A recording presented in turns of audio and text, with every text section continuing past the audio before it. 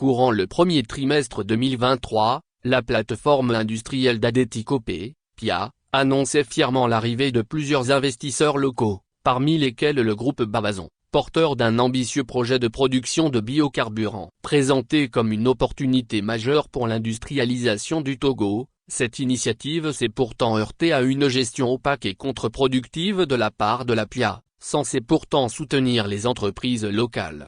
Ironie du sort, c'est la PIA elle-même qui a activement contribué à faire échouer ce projet, en bloquant les démarches administratives et en usurpant un rôle de bailleur privé sur un terrain relevant du domaine public. Résultat, le projet est à l'arrêt, le litige est porté devant la justice, et le tribunal de commerce de Lomé a tout simplement refusé de juger l'affaire, dénonçant un montage juridique bancal.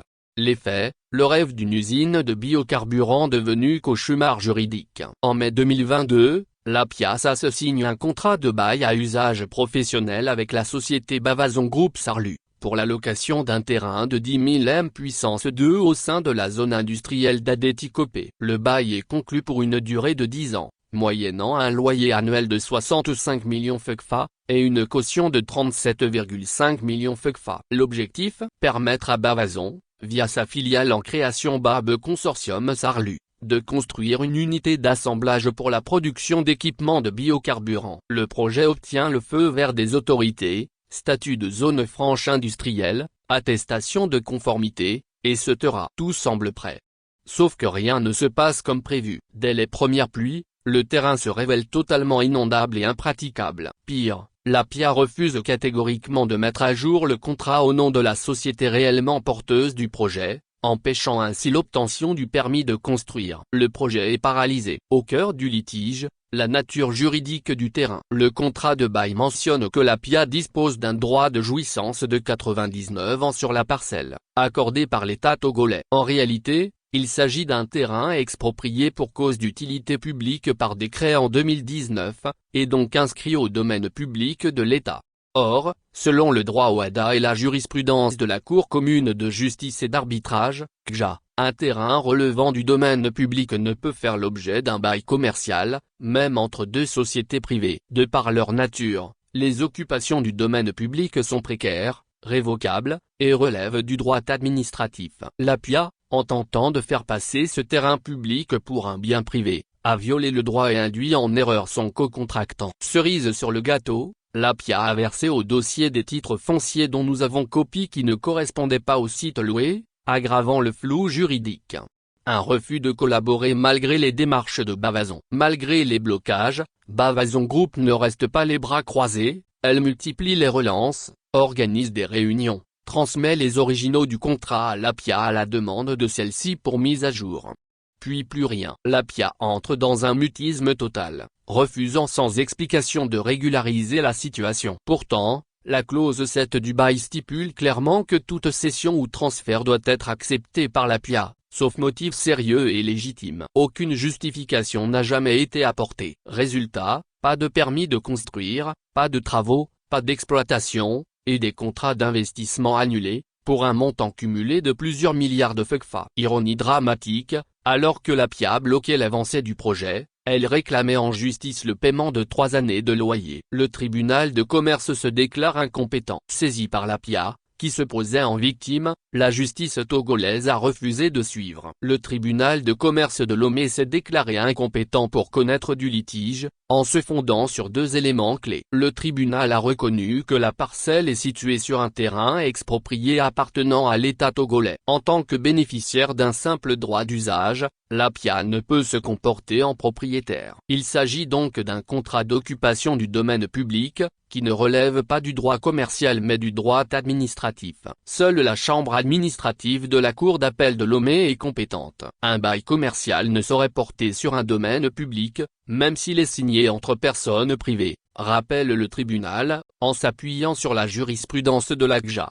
Autre faille, le contrat imposait une tentative de règlement amiable d'1 mois avant toute action en justice. Or, la PIA n'a fourni aucune preuve formelle de tentative de médiation, ce qui constitue une violation du contrat, empêchant là encore la juridiction commerciale de trancher.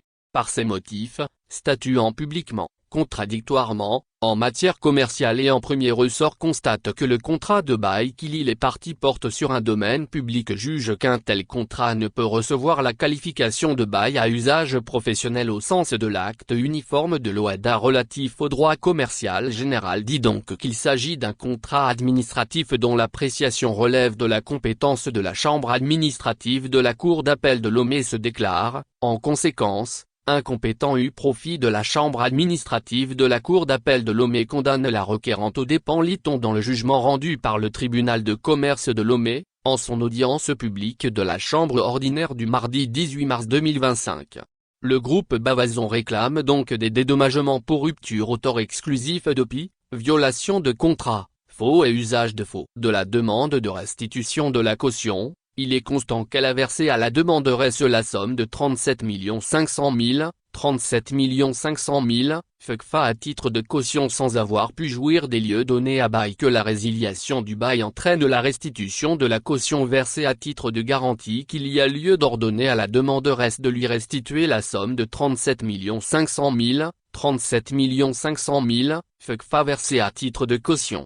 De la demande de dommages-intérêts pour préjudice subi du fait de la demanderesse. Au terme de l'article 1142 du Code civil, toute obligation de faire ou de ne pas faire se résout en dommages et intérêts. En cas d'inexécution de la part du débiteur qu'elle fait valoir qu'il vient d'être démontré que la piaças n'a pas satisfait à son obligation de délivrer les yeux donnés à bail en bon état qu'il a été également démontré qu'elle a violé ses obligations contractuelles en refusant sans motif d'actualiser le contrat pour lui permettre d'obtenir les documents administratifs indispensables à la jouissance des lieux que le non-respect de ses obligations par la demanderesse lui a causé d'énormes préjudices en ce qu'elle a perdu tous les investissements réalisés sur le chantier que par courrier en date du 14 février 2023 adressé à la piaças, elle lui a communiqué le montant cumulé des investissements réalisés sur le site qui s'élève à la somme de 114 447 000, 114 447 000, FECFA, lit-on dans le jugement portant demande conventionnelle de Bavazon Group, qu'en outre, dans l'espoir d'entreprendre ses activités, elle a signé 3 contrats d'un montant de 16 500 000, 16 500 000 dollars canadiens chacun, soit au total de 21 962 8 millions, 21 978 millions, FECFA qui ne peuvent plus être exécutés à cause de l'indisponibilité des lieux que l'attitude de piaças a terni son image et a compromis les contrats qu'elle a signés avec ses partenaires commerciaux qu'en effet, en entrevant son activité, la piaças a porté atteinte à sa réputation sur le marché que tous ces préjudices cumulés s'élèvent à la somme totale de 22 092 447 000, 22 092 447 000, FECFA qu'il y a lieu de condamner la société piaças à lui payer, la somme de 22 092 447 000, 22 092 447 000, FECFA à titre de dommages-intérêts pour préjudice résultant de la résiliation du dit bail, poursuit Bavazon dans ses demandes conventionnelles. L'affaire va se poursuivre donc à la chambre administrative de la Cour d'appel de Lomé, Bavazon Group se dit ouvert à toute médiation pour vite vide ce dossier et passer à autre chose. Ce jugement révèle le mode de gestion problématique de la part de la piaças, censé être un pilier de l'industrialisation au Togo. La location illégale de domaines publics, la rétention arbitraire de contrats, le blocage administratif de projets industriels, soulignent un climat d'insécurité juridique peu propice aux investissements. En clair, au lieu d'encourager les entrepreneurs à s'implanter, la PIA semble parfois agir comme un obstacle, utilisant des pratiques opaques et contraires aux règles du droit public et commercial. Ce revers judiciaire pourrait bien faire jurisprudence, tant il remet en question la légalité de nombreux baux conclus par la PIA avec des entreprises privées. Il appelle à une clarification juridique des statuts fonciers au sein de la zone industrielle, un audit des contrats signés par la PIA, une refonte des pratiques internes, pour garantir la sécurité des investissements au Togo. Shalom Ametokpo.